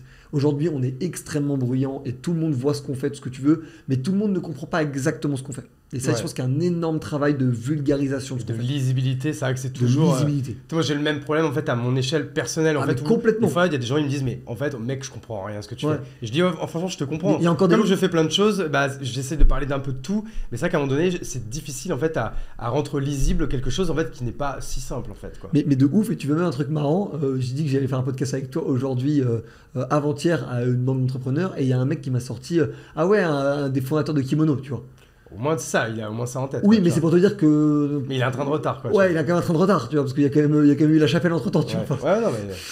Tu vois, c'est con. J'ai déjà eu beaucoup de mal, parce que ça, tu vois, il y a 1 an, 90% des gens auraient dit Hugo Benz, le cofondateur de Kimono. Moi, je pense que maintenant, c'est peut-être 10-20% qui disent ça, et il y en a peut-être qui vont dire c'est le mec de LinkedIn, ou c'est le mec de la chapelle. 6 boîtes à 1 million de CA. Ça, t'avais créé une belle lisibilité sur toi-même. Et c'est ça, voilà. Et ça, en fait, du coup, pour m'enlever en fait l'étiquette uniquement Kimono, parce qu'en plus, encore une fois, Kimono, c'est sûr que de toutes les boîtes que j'ai cofondées, c'est le plus gros succès.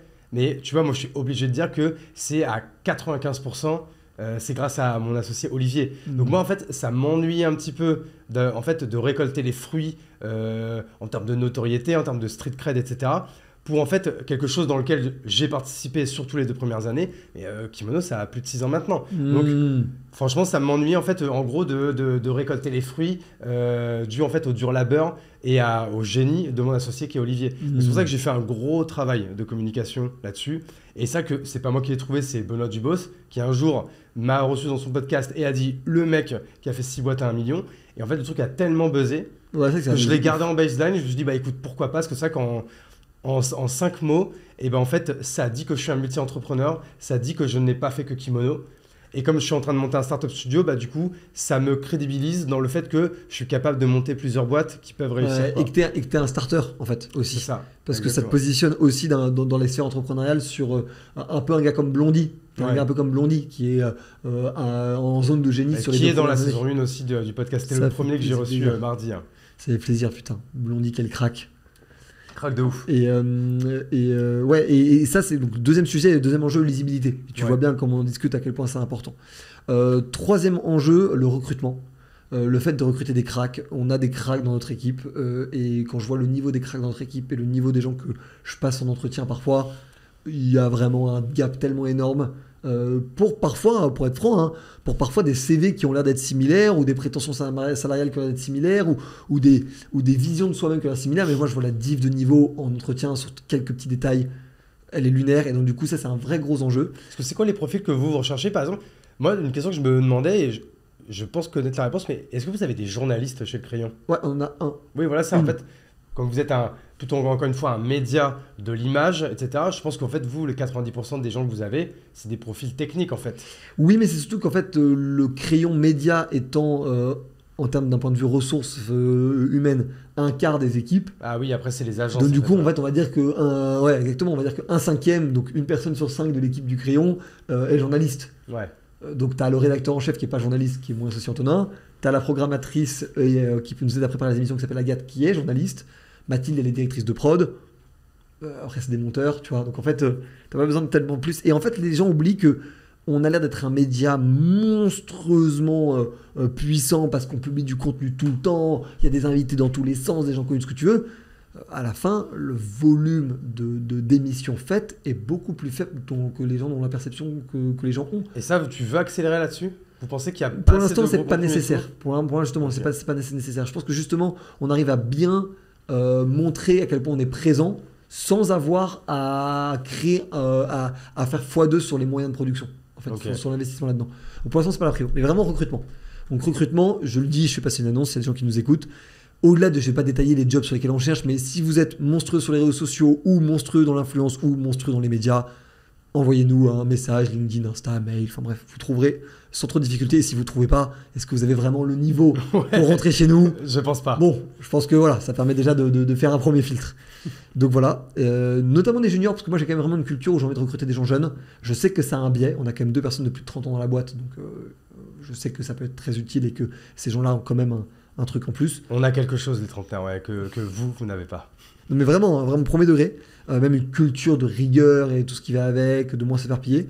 En revanche, moi j'aime bien ce truc de pouvoir prendre les gens aussi comme des diamants bruts et de les tailler au fur et à mesure, un peu sur mesure de notre boîte, qui est comme une boîte un peu particulière, tu vois.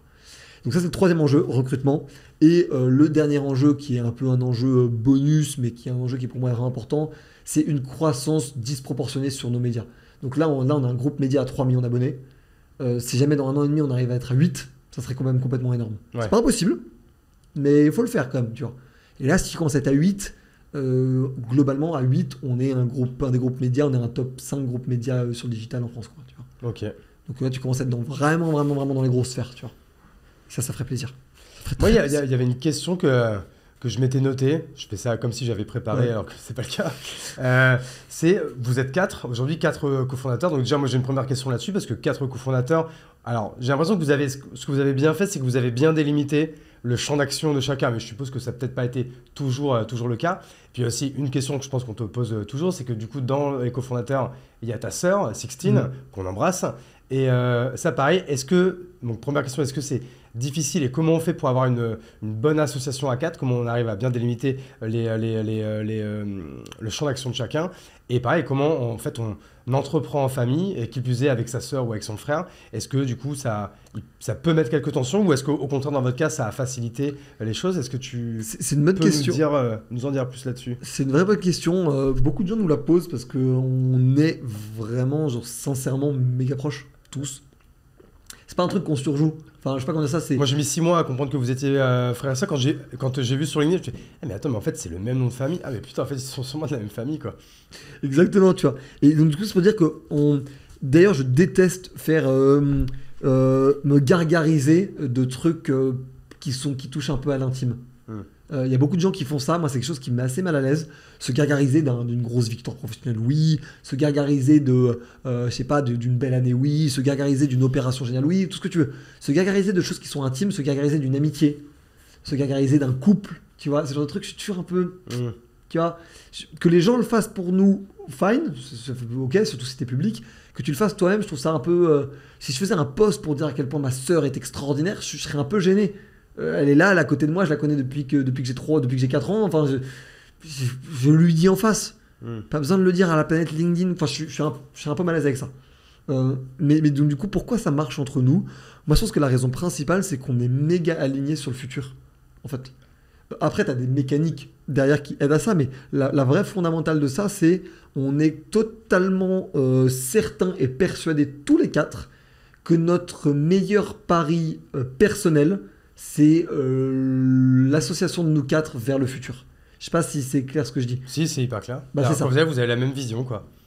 Et alors, donc vous avez la même vision. Mais la même vision, même pas de boîte. Là, je parle vraiment même de vie personnelle. Okay. On a la même vision de ce qui est le plus au service de notre propre égoïsme personnel, c'est l'association de nous 4. Et ça, je pense qu'à partir du moment où tu acceptes que c'est par égoïsme personnel que tu es en clan à 4, c'est tellement plus facile parce que ça cut de crap sur absolument tous les sujets. Okay. Tu veux plus de télétravail parce que l'un d'entre nous a envie d'être un peu dans une autre ville pour tel ou tel truc, bah en fait tu cut de crap tout de suite et tu les réalignes tout de suite sur comment on peut réussir à le faire au sein de la boîte. Ça nous est pas trop arrivé, mais tu vois, on veut tout ce qu'on veut de point de vue égoïste. À partir du moment où on a accepté que notre but c'était d'être égoïste pour nous au service de l'égoïsme de chacun des 4 autres, ça va beaucoup plus vite. Parce que du coup tu connais les aspirations et les volontés des uns et des autres. Enfin, je prends juste moi, mon exemple personnel, enfin, moi c'est un truc comme ça, c'est moi je veux aucun truc qu'on me cache. Je suis prêt à tout accepter, mais je veux absolument jamais apprendre quelque chose sur mes associés de quelqu'un d'autre que mes associés. Et donc du coup, c'est un besoin qui... Certains associés pourraient dire non, pourraient dire bah non, il y a des trucs qui te regardent pas et tout. Moi c'est un truc que je demande, je veux juste rien apprendre, je veux pas être blindsided, tu vois, je veux pas être aveuglé, tu vois. Ouais. Et donc du coup ça c'est une de mes demandes. Tu vois, Sixtine par exemple, elle va demander à ce que chacun soit grand, soit responsable, que chacun soit débrouillard, tu vois. Et c'est ultra important. Si t'es pas débrouillard, ça la saoule et ça la fait chier dans l'organisation de ce que tu veux. Jules, il veut qu'on soit rigoureux. Et il veut pas passer le balai après derrière, parce que c'est beaucoup lui qui a géré, qui était dans un peu le job de gestion de la boîte, tout ce que tu veux. Ça le fait chier de faire ça, enfin ça le fait chier d'être le seul à devoir porter ça, donc du coup il nous a fait monter en compétences, il nous a responsabilisés pour qu'on le gère nous-mêmes et tout ce qui va avec, tu vois.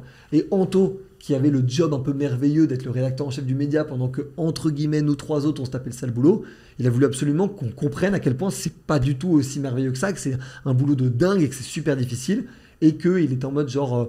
moi, tant que je rends ma business unit rentable, je veux que tout le monde ferme sa gueule sur mes choix de rédacteur en chef.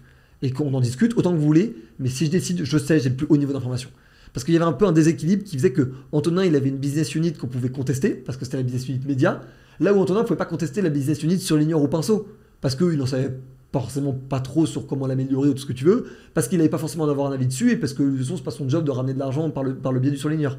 Et donc du coup, il a dit, ok, tant que moi, ma business unit est rentable, si je prends une décision et que vous n'arrivez pas à me convaincre, la décision sera prise parce que je sais, je suis au maximum niveau d'information. Tu vois. Ok, ça c'est vrai que c'est hyper intéressant parce que comme ce que tu as dit, ce qui est intéressant, c'est cette idée en fait de niveau d'information et donc en fait ce niveau de confiance. Ouais. Et en fait à un moment donné, comment on tu crées des mini dictatures en fait. Voilà, oui, mais en fait des dictatures démocratiques, tu vois, des dictatures qui sont acceptées. Tu vas me dire, souvent les dictatures, elles sont acceptées de base. Bon, on va pas rentrer dans. C'est pas trop le choix. On va pas rentrer dans ce débat. Mais ok, donc ça c'est hyper clair. Donc en fait, si on donne un peu le pattern, c'est-à-dire que déjà les 4 en fait ont un champ d'action qui est en fait hyper délimité. À un moment donné, vous devenez de plus en plus gros, plus vous êtes 4. À un moment donné, chaque micro-décision, moyenne décision, en fait, à un moment donné, il faut que chacun la prenne de soi-même parce qu'il a le plus gros niveau d'information sur un point. Bien sûr, en fait, en mettant peut-être l'information de manière asynchrone et transparente, ouais. Comme ça, au moins, tout le monde sait tout. Mais en fait, à partir du moment où en fait, c'est noté quelque part, tu peux pas après te plaindre de dire ah ouais, j'étais pas au courant, j'étais pas d'accord. Mais non, c'est une micro-décision. J'ai pas besoin qu'on fasse un vote à 4 à chaque fois qu'on dit est-ce qu'on achète des pâtes ou du riz, quoi, tu vois. Complètement. Et il y a un deuxième truc qui, je pense, c'est un truc que énormément de gens font l'erreur. Après, t'as tous les trucs, radical honnêteté, grosse confiance dans les gens, toujours penser boîte avant de penser soi et tout ce qui est avec, mais c'est aussi ce truc, je sais pas comment le formuler de manière intelligible, parce que c'est un peu, je sais pas si c'est bizarre ou c'est improbable, mais en gros, nous on est absolument convaincus que les gens sont beaucoup plus jaloux, envieux et malveillants avec les gens qui sont proches d'eux qu'avec les gens qui sont lointains d'eux. Moi, je suis convaincu de ça.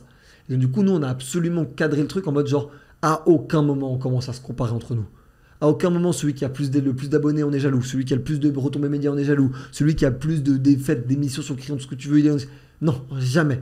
Et la personne qui fait ça se met à la faute et se fait dégommer la gueule par le reste. Là, il ne faudrait social. pas que je te pose des questions, du coup. C'est qui le plus riche des 4 ? C'est qui le plus connu des 4 ? C'est qui le... Parce que, en fait, tous ces trucs-là, nous, on estime que genre, c'est à partir du moment où tout a été fait de manière fair dans les conditions d'association. Vous êtes tous à un quart ou non, c'est un peu différent ? Non, c'est un peu différent. Je détaillerai pas, mais c'est un peu différent. Ok, ça marche. Qui est lié juste à l'histoire de la boîte. Ouais, c'est historique. Ok, bah écoute, très clair là-dessus. Moi, il y a un dernier sujet de lequel je voulais absolument aussi parler avec toi, parce que pareil, c'est pas anodin, c'est que du coup, tu as le crayon, et à côté de ça, bon, bien sûr, ça met en lumière également le crayon, mais je fais également beaucoup de télé, beaucoup de radio. Je vois beaucoup ça sur... Quel rêve de gosse, mec. En story Instagram, etc. Ça doit être putain de stressant au début, mais maintenant, je pense que tu as pris le pli, non ? Ouais, pour être très franc, t'as toujours un peu de stress au début. Moi, j'ai jamais vraiment ça me stresse pas du tout, jusqu'à 2 minutes avant de devoir passer. Et là, j'ai un petit hop là, quand même. Il y a quand même beaucoup de gens qui écoutent. Faut pas dire de conneries. C'est quoi donc? C'est BFM à la télé, BFM et Business, RMC, et RMC télé radio. Télé hein, radio, c'est ça exactement. BFM TV, enfin ben non, BFM TV, BFM Business. C'est sur Hebdocom, donc l'émission de communication. Et en fait, là, c'est en tant qu'expert de communication. Donc, en tant que le fondateur du crayon, BFM Business me dit, vous êtes un expert de la communication, vous êtes un expert de l'influence. Donc là, en plus, on voit CEO, le crayon, etc. Exactement. Donc, du coup, ça vous met en Exactement. avant. Et en plus, ça nous aide à avoir des clients parce que c'est quand même une grosse preuve d'autorité que d'être l'expert communication de BFM Business, ça se pose là. Je fais ça avec Valentin Richardot de J'ai un pote dans la com. Ah oui, exact, oui. Bête de gars, j'adore ce type. Ah, j'adore aussi. Beaucoup trop malin. Et donc trop cool. Et donc ça c'est vraiment trop cool. Et les grandes gueules qui là pour le coup est beaucoup plus un truc mass market et audience. Et donc là aussi ils disent ce fondateur du crayon, si on ça fait de la notoriété. Mais surtout ça c'est vraiment les grandes gueules, c'est vraiment un rêve de gosse. C'est une émission que j'écoutais même avant de commencer le crayon. RMC. Qui c'est qui présente ça maintenant? C'est Alain Marchal et Olivier Truchot. Okay. C'est les mêmes depuis 20 ans sur les grandes gueules. Et c'est une des émissions les plus iconiques du PAF en vrai. C'est une émission de dingue, une émission avec un bête de public et tout. Et surtout, c'est une vision avec laquelle je suis très à l'aise parce que c'est une vision un peu du débat citoyen. Il n'y a pas trop d'arguments d'autorité, il y a une grosse place laissée au ressenti et à l'opinion. Et je suis très à l'aise du coup dans cette émission-là. Et en plus de ça, l'équipe est juste adorable, trop cool. Et en plus, vraiment pour une degré, rêve de gosse. Donc dans les deux cas, c'est de l'hebdo, grosso modo? Ouais, exactement. Et ça se prépare, plutôt billet hebdo ça te rajoute beaucoup de taf quand même, En vrai non, je suis déjà sur tous ces sujets. En fait, la com, donc non, c'est plutôt la partie B2B du crayon, je suis dessus la moitié du temps. L'opinion, l'actualité, ce que tu veux, c'est la partie B2C du crayon, j'y suis la moitié du temps, tu vois. Ouais. Donc en fait, j'ai déjà quasiment tout préparé ou prédit, c'est pas le mot, mais digéré en amont. Donc du coup, je regarde juste les sujets pour être certain que je les maîtrise. Je me vérifie toujours d'avoir quand même une ou deux stats ou arguments intéressants à porter sur le sujet. Et après, let's go. Et après, je mets toujours un petit ancrage. Avant, je me mets un ou deux sons. J'ai 2-3 sons sur lesquels je tourne d'ancrage. Et je me les mets avant de passer. Et boum. Après, c'est rideau, moteur, tac. Ouais, ok. Et ça, par exemple, tu dirais que du coup, c'est pas quelque chose qui te défocus du crayon, parce que dans tous les cas, ça met en avant ta brand à toi, ça met en avant le crayon, ça force ça augmente votre street cred, votre visibilité, etc. Donc c'est très cool. Et c'est quoi, c'est des contrats de pigiste en fait que tu as avec eux? Ouais, alors je reviens juste à cette question. Et bah, moi, ça me fait rentrer quand même complètement dans Altis pour créer des liens avec les journalistes, sachant que j'ai une agence de RP. Ouais, ok. Donc non, en fait, il y a tout, c'est tout. J'allais dire, c'est le serpent qui se mord la queue, mais c'est plutôt un cercle vertueux, c'est dans le exactement. Sens, alors oui, ça la pige complètement. Je crois que c'est à peu près le même modèle que les intermittents du spectacle. Il doit y avoir un truc comme ça. Mais ouais, c'est à la pige. Et en vrai, c'est... Tu fais une facture à la semaine ou au mois ou non, c'est même pas facturé, c'est vraiment automatisé. Donc je pense que vraiment, tu dois avoir un truc de pige. Tu t'envoies tous tes dossiers, mais moi, je suis en train de le faire passer sur ma holding perso. Mais c'est même compliqué à faire parce que pour eux, ils n'ont pas l'habitude que tu te fasses payer sur des holdings perso. Ouais. Eux, ils t'envoient ça comme, comme une forme de CDI, mais version. Tu peux envoyer ton RIB perso et puis te payer sur ton compte, quoi. Exactement. Ok. Bon, à la limite, tu devrais presque faire ça. Ouais. Bon, j'en sais rien. Ouais, mais ça simplifie pas, ça permet pas de faire le levier aussi sur tes incomes par rapport à l'IMO. Enfin, c'est d'autres sujets. C'est faux. C'est d'autres sujets. Je regarderai mon avocat et je vous reviendrai vers vous. Et on était plutôt là pour parler, de toute façon, on était plutôt là pour parler médias et entrepreneuriat. Parce que c'est vrai que c'est ce qui m'a frappé un peu dans l'échange là qu'on a eu. C'est vrai que du coup, t'es un mec des médias. Mais en fait, t'es autant un entrepreneur qu'un mec des médias. Et en fait, on sent que le crayon, c'est vraiment en fait ce mariage entre le monde des médias et le monde entrepreneurial. Et c'est ça qui est méga intéressant. Et c'est cool en vrai parce que moi, je suis fier de porter cette petite voix à mon échelle. Hein, parce que, tu vois, avoir moins de 100 000 abonnés aujourd'hui, bon, tu vois, c'est pas... C'est vrai que pour les entrepreneurs, c'est des chiffres assez gros. Mais pour moi, le monde dans lequel je suis, avec les influenceurs, les créateurs de contenu et tout, je suis clairement le mec qui a le moins d'abonnés généralement d'une pièce, tu vois. Mais je trouve ça important de vulgariser ces sujets parce que je trouve que c'est un milieu un peu trop opaque, en vrai, les médias, qu'on a toujours peur de parler des sujets qui fâchent, c'est-à-dire le business model, l'argent, les investisseurs, tout ce que tu veux.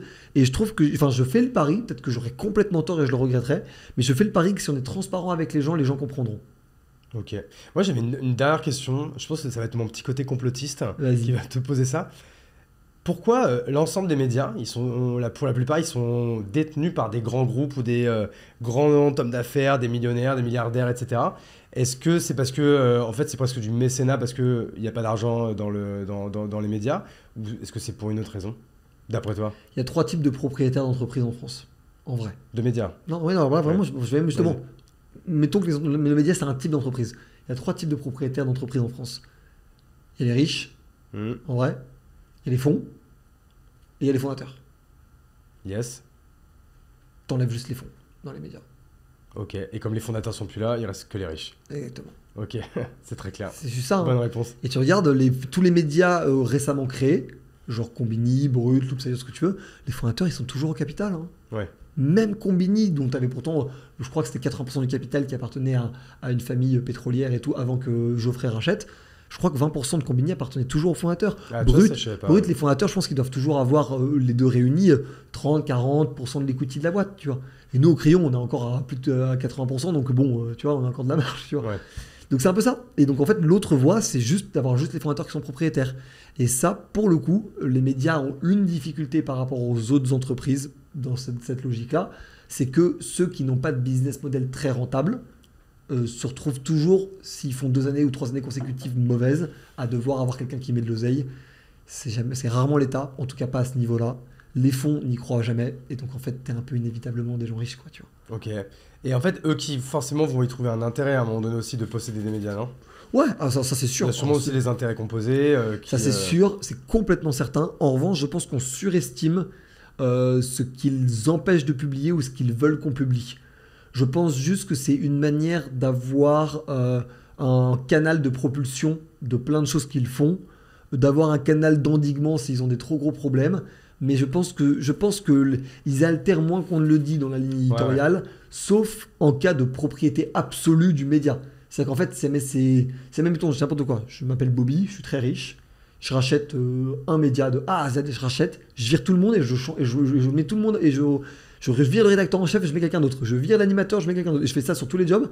Bah à la fin, tout le monde est à ma botte. Donc tout le monde fait exactement ce que je veux. Okay. En revanche, dès que tu as des historiques, bah tu fais pas ce que tu veux. Parce que eux, ils te regardent dans les yeux en disant je sais comment c'est depuis tel temps. Je sais comment ça marche. Mais en fait, après, ce mec comme une usine. Franchement, hein, tu vas avoir le contremaître, tu vas avoir l'inspecteur des travaux finis, tu vas avoir l'ouvrier en chef, le syndicaliste. Et si jamais, soit tu les vires et tu les remplaces, dans ce cas, tu fais ce que tu veux. Soit tu les vires pas et tu les gardes. Dans ce cas, tu es un peu obligé de composer avec eux. Et souvent parce qu'ils ont des points que tu connais pas et ils auront probablement raison de te les faire. Donc voilà, je pense qu'on surestime le sujet parce que c'est un sujet crucial et ultra sensible. Je dis pas qu'il n'y a rien, je suis sûr qu'il y a plein de trucs, je suis sûr qu'il y a plein de dingueries qui sont jamais sorties parce que ça, je suis sûr qu'il y a plein de trucs qui sont sortis parce que pilotés par des milliardaires, j'en suis convaincu. En revanche, je pense que la majorité de ce qu'on consomme comme information n'est pas piloté.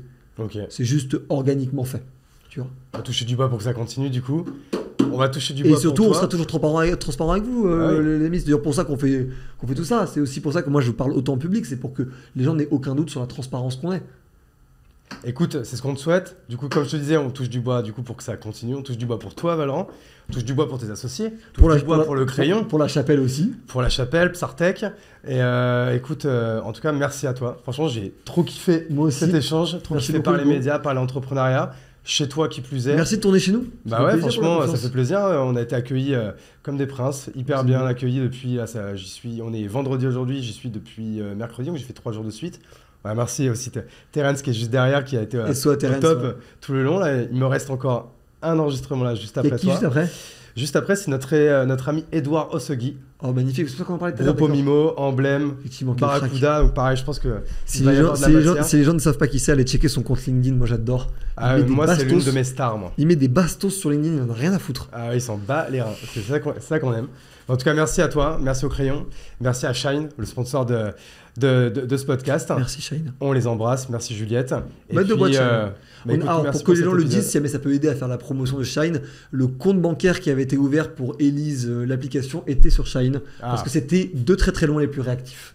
C'est ça, parce que c'était l'époque où tu pouvais en plus monter un compte. Déjà à l'époque, c'était assez révolutionnaire. Tu pouvais monter ton compte mais en 2 secondes et demie. Je crois que c'était pour 2 balles ou 5 balles par mois, etc. Ouais, c'est un truc Tu avais de ton dingue. compte bancaire en ligne, tu pouvais faire tes factures et tout. Je me rappelle quand c'était sorti, je disais à tous mes potes auto-entrepreneurs, allez sur Shine. À l'époque, vous avez encore l'autre DA, ça que comme quoi, tu vois, il y a parce que maintenant ils sont jaunes, noirs, etc., Ouais. hyper premium et tout.